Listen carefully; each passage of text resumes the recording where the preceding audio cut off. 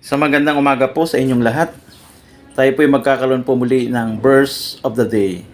Mula po sa Salmo 132, talatang 7. In Psalms 132 verse 7. Sabi dito, "Let us go to the sanctuary of the Lord. Let us worship at the footstool of His throne." So dito sa Salmo ay inaalala ang ginawang paglilingkod ni David sa Ark of Covenant na pinapakita ng naunang talata, at dito sa talatang 7, ang mga manlalakbay ay tumungo sa pinaglalagyan ng Ark doon sa Kirhat Jearim.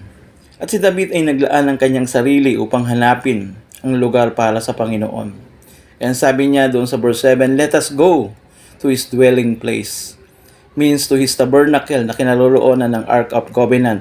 At anong gagawin? Sabi doon, let us worship at His footstool.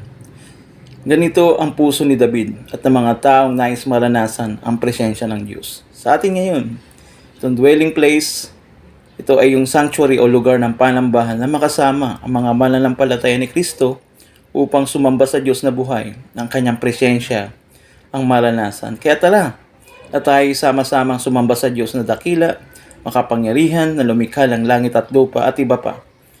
At sa kanyang paanan ay taas ang kanyang ngalan. Nawa hindi natin mawaglit bilang na kay Kristo na siya ay ating sambahin sa ating buhay. At ito'y dapat na ginagawa natin bilang mananampalataya. At kung ito'y nawawaglit mo o nanineglect sa buhay mo, humingi ka ng tawad sa Diyos dahil hindi niya ito nais, dahil nais niya na ikaw ay laging dumulog at laging tumungo sa kanyang paanan, katulad ng ginawa ni Haring David, na tunay na sumamba sa Diyos, na siya rin maging puso natin bilang mananampalataya. Nawa po meron tayong natutunan sa ating verse of the day mula sa Psalms 32 verse 7. Naway na pagpala tayo ng buhay at makapangyarihang salita ng Diyos. God bless you all.